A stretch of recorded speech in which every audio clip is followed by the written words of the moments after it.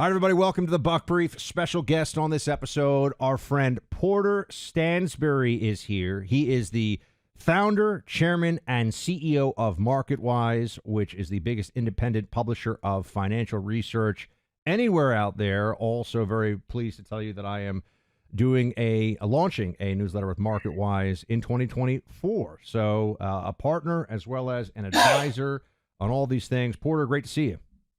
Hey, Buck. It's always great to see you. I just want to congratulate you on an incredible career. Thank you. When did I think I saw you emceeing at a conference maybe a decade ago. Yep. Yeah, I didn't have a job in radio, and he's like, I think this guy might be good at radio. And now with Clay, we're co-hosting the biggest radio show in the country. So thank you very much for being a believer. I told the audience, I said, this guy's going to be an absolute star. Watch his career. And I was right.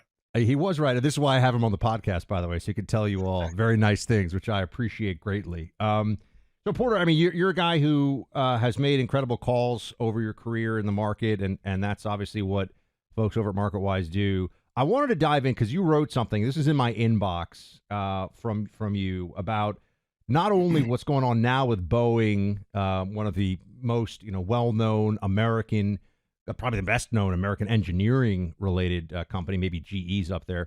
But you saw this coming. Tell me what you saw a year ago, and then we can get into what's happening now. I think it's a fascinating situation because Boeing, among other large American corporations, has been one of the folks who has most fervently embraced the whole DEI mythology, if you will. The idea that that you can have a better corporation, a better business, if you give opportunities that on a pure meritocracy would have belonged to someone else. You give those opportunities to someone of color or someone who's a woman or someone who has confused sexuality issues. That somehow the DEI theory is that that'll make your products better, that'll make your customers happier, that'll make your profits bigger.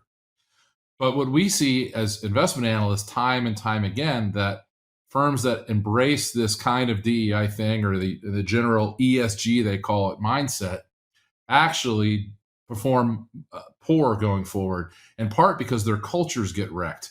And Buck, I'm sure you can understand this. If you're working with a group of people and suddenly promotions and raises and bonuses start getting doled out because of factors other than performance, it has a really shockingly bad impact on the culture. It leads to all kinds of bad things happening. But the most notable thing is that the truly talented people are going to leave and go work for SpaceX, which is what they've done. And the people you get left with are the people who are really good at corporate infighting and corporate politics, but not necessarily good at all at engineering. And as a part of all that, I'd like to call your attention to the woman who is currently the chief operating officer at Boeing, and her name is Stephanie, and she has a 30-year career as an accountant. So she was the top accountant at Boeing Airplanes. And she has a degree from Southwestern Missouri State, Buck. And she has an MBA. Hold on, I got to reference my notes for this because I'd never heard of this school. This intellectual powerhouse, Lindenwood University. So what you've got here is a female with no engineering background. And I'll go public with this. I'll bet $1,000 that Stephanie cannot change the oil in her car.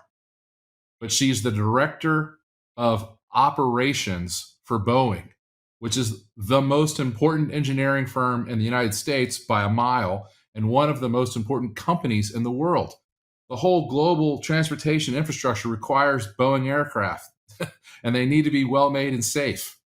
Well, this is in the headlines, obviously, Porter, because a piece of, just to bring everyone up to speed for this week, a piece of a Boeing 737-9 MAX fuselage tore off, and people can see it. I mean, there's video of this from the plane, from the inside, tore off mid-flight during an Alaska Airlines flight. And this actually is not new. They've had consistent problems with their aircraft for at least the last 6 years, including 2 fatal crashes. And they've had an engineering culture that was gutted after the merger with McDonnell Douglas in '97. But Buck, I want to get to a really important point about this. Why on earth would you have someone with no engineering background whatsoever, with degrees from Southwest Missouri State and Lindenwood University? I don't think that is the sharpest engineer or tool in the drawer. So why would Stephanie get one of the most important jobs in engineering? Well, maybe because she is the executive sponsor of Boeing's Women Inspiring Leadership. What's that? Buck, it's a group that's dedicated to increasing gender diversity awareness. And that, by the way, is right off of Boeing's website. So what is going on at Boeing is you have a whole bunch of people who are being promoted and getting opportunities because of their political orientation or because of the buy-in that they have made into ESG and DEI. But that is not the way to make safe airplanes. We've already seen this happen. There was an Atlas Air flight in 2019 that crashed near Houston, where both pilots were, in my opinion, most likely there because of the role they played in meeting diversity targets, not because of their flight awareness or their success in training, and both have failed out of training. So this is a real issue. And it's not just for companies like Disney, which are performing miserably. I mean, at least a theme park can't fall out of the sky. But I'm not so sure you'd want to go ride those roller coasters right now, because you're going to have a whole bunch of people who are not qualified in jobs that are very demanding and very technical. And this is not just going to impact Boeing, it's going to impact our whole country. I want to ask you about how the shareholders, you think, of some of the companies out there have reacted, whether we're talking about Budweiser or Disney or, what's going on with Boeing. We'll get to this, though, in 1 second. Is there a change coming to the U.S. dollar this year? Well, according to former Wall Street insider Tika Tiwari, he very much thinks it could happen as soon as this year. He thinks the biggest risk to Americans is not the war in Ukraine spreading even further out of control or some kind of a conflagration in the Middle East, but the security and stability of the U.S. dollar. And he's so adamant on this point that he's published a video with all the details, including how you might prepare. Go to moveyourcashnow.com to learn the 3 steps you need to take to protect and grow your wealth in the coming months and year. That's moveyourcashnow.com, or you could end up holding a bunch of dollars that are worth a lot less than they are now. Paid for by Palm Beach Research Group. All right, Porter, it feels like in the last year or so, I mean, you wrote this piece. I saw the piece and, we revisited it today. Or, I saw you saw it when it came out. You revisited it today about Boeing and what's going on there as a corporate culture. But we've had a number of very high-profile instances, whether it's the backlash at Budweiser, a lot of pressure on Disney. When does corporate America, you think, start to listen to the voices out there that are shouting, stop doing things that aren't about good business, but you think are about good social justice? Well, I think that there's a lot of reasons for investors to have made that decision already, and I think that's happening. But I think you're going to see something further, which is when planes start crashing, when Disney theme parks fall apart. There's worse things that can happen than a failed movie. There's worse things that can happen than changing the Snow White film to become a play on diversity, and those things are going to impact our entire economy. I think when this rot gets into health and safety, that's when you're going to see a really big political shift, and the shift is already underway. When it comes to Boeing, though, Buck, let me tell you how I found the problem, because you might not remember, but I first started writing about this a year ago in January of 2023, and what I said back then was that Boeing stock was going to collapse, and I said that not because I suspected that the planes would start falling out of the sky necessarily, but that I saw that the entire engineering culture had been gutted, and it had been replaced, first of all, with accountants from GE. And what they know how to do is wreck corporate balance sheets. That's what they did to GE, and that's why I recommended shorting the stock for so many years. They did exactly the same thing. The 2 people who are running Boeing now, both the CEO and the CFO, are veterans of GE's finance group. And they do the exact same playbook. What did they do? They took Boeing from a company that had net cash on its balance sheet to a company that now has $52 billion in debt, and that's including net debt of over $40 billion. They've got to refinance about $25 billion of that in the next 2 years. And because of the safety issues of their planes, they're also facing the potential downgrade into junk bond status. If that happens, their interest expenses are going to soar, and there's a real risk that the company could go bankrupt. Nobody sees that. But that's what we were talking about a year ago. And we updated that short call in December on the 22nd, about 3 weeks ago. So I just want you to realize that my work on Boeing is not about this latest news thing. It's about the fact that for the last 5 or 6 years, they've been building shoddy aircraft and their balance sheet has been destroyed by their leadership. And that's why I started focusing on it, because the bad choices I could see looking at the finances of the company have also flowed through now to the engineering of the company. It's a very serious matter, not just for Boeing shareholders, but also for the bond markets and for our country's transportation networks.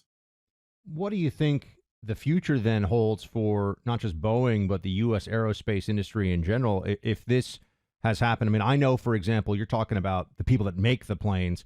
Well, I know a bit about people who go into the planes. I have friends and colleagues who, you got a lot of people, former military, they become the airline pilots or the ones flying these things. And they say the DEI wokeness problem. I mean, look, United is bragging about how they have changed the incoming class of pilots to be more diverse. But I also know that the training programs that pilots are going through so they can meet the standards necessary for training are being lowered. That is happening. So the people that are Absolutely. moving the plane, you're telling me that the people making the planes are losing a step or 10, and the people piloting the planes right now are also not the same caliber than what people have been used to for a long time. Yeah, that's a very serious matter. And if you look at the kind of people that United has been using to fill their new pilot academy, right? They have intentionally partnered with some of the lowest performing schools in the country in terms of SAT scores and academic achievement because they're the right color.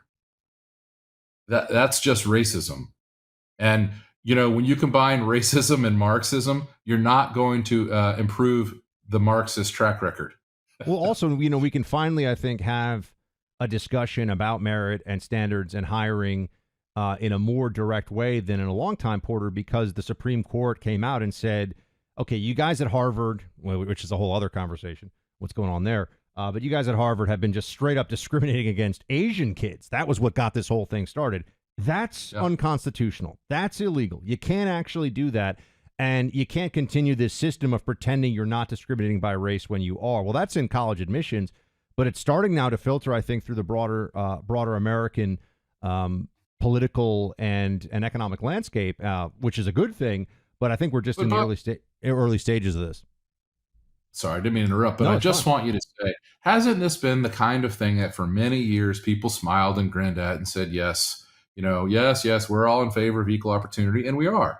Right, but no one took the idea seriously that you would get a guy who couldn't even legitimately gain admission to a competitive university, and tell him with a couple of months of pilot training, he's now going to be captaining, a United aircraft with 200 people on board.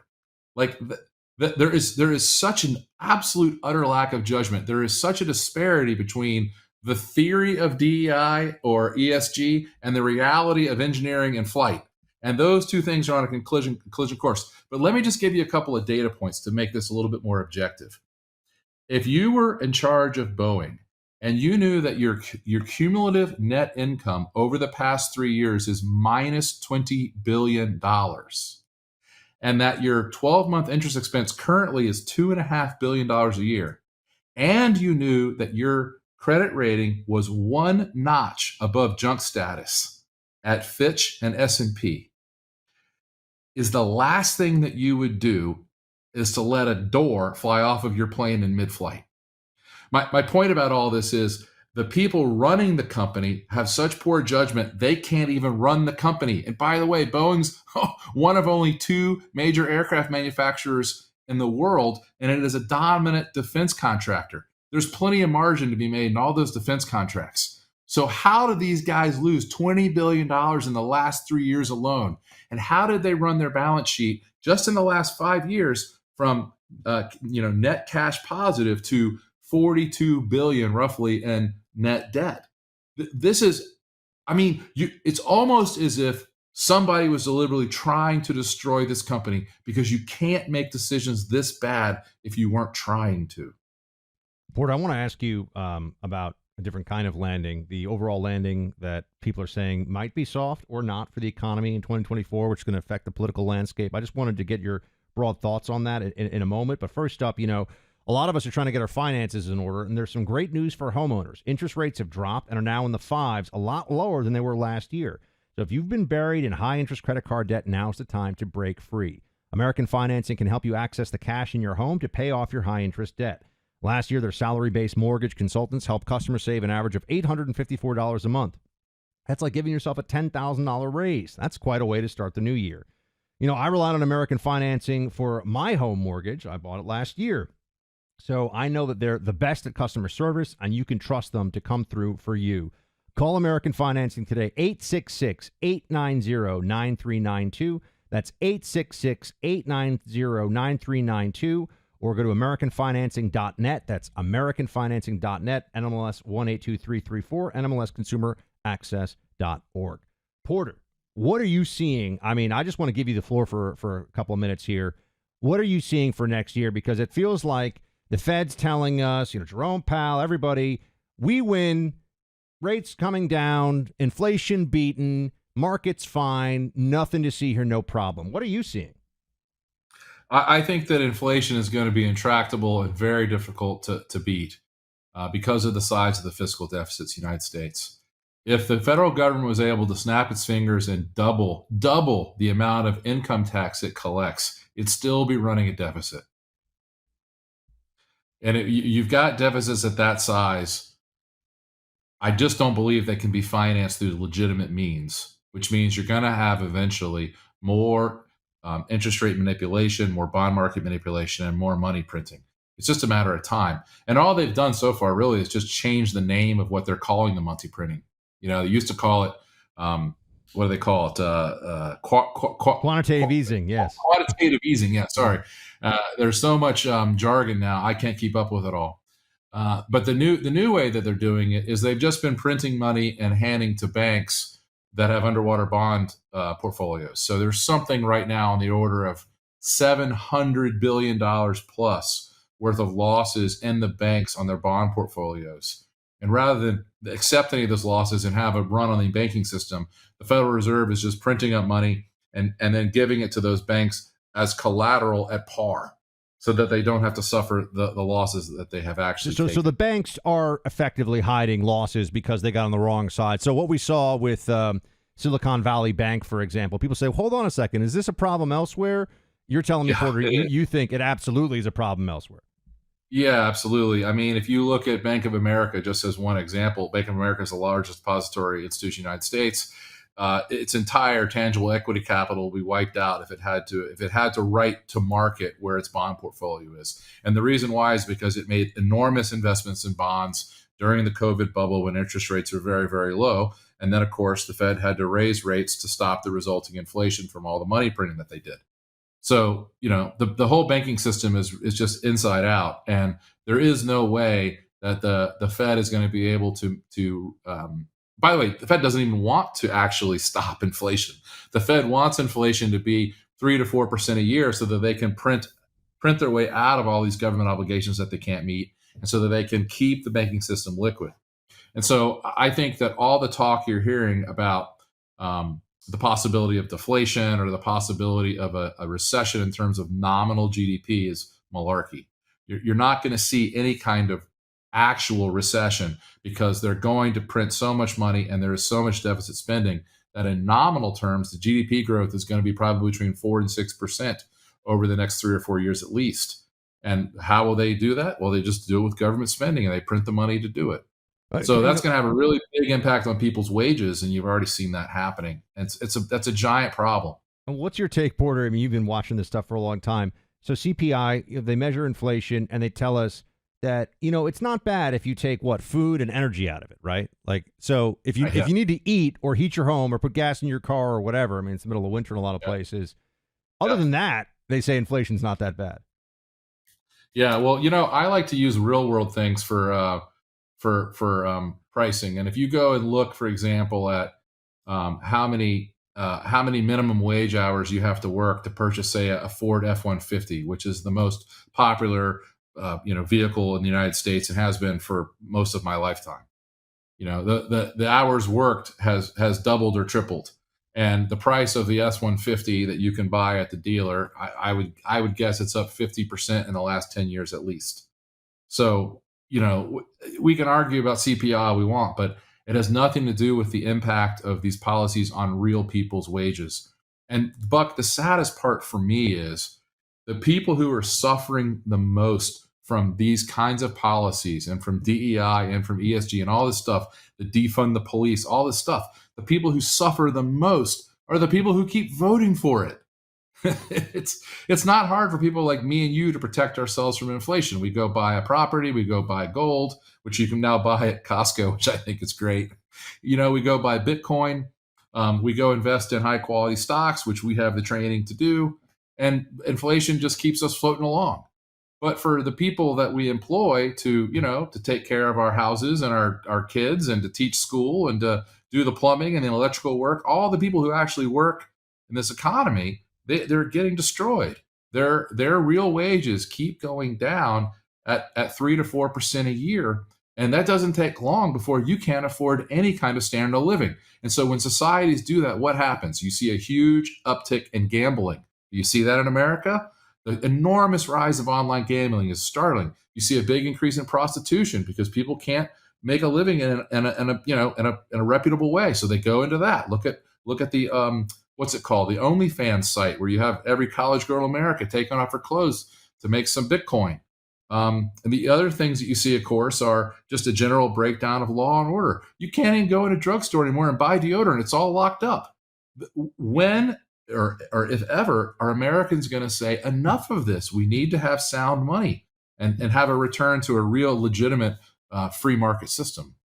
I don't know the answer to that question, but it isn't going to be anytime soon, not unless people are willing to default on government debt. I got to tell you, it's classic because you're talking about the cost of energy and people being able to afford their bills.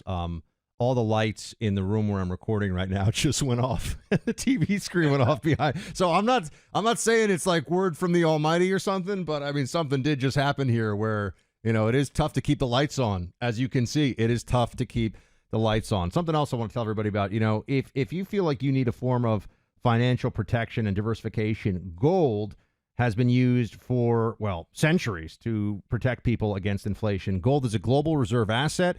Countries are buying massive amounts of gold as a hedge against financial collapse. It's time to help protect yourself and invest in gold. Yeah, big sovereign nation purchases of gold, right? My friends at the Oxford Gold Group will help you understand why you need gold in your 401k or why you should have gold on hand. It's simple. It's easy. The Oxford Gold Group is there to help. Go to oxfordgoldgroup.com/free and order the investment guide or make a purchase of precious metals and earn up to $2,500 in free gold.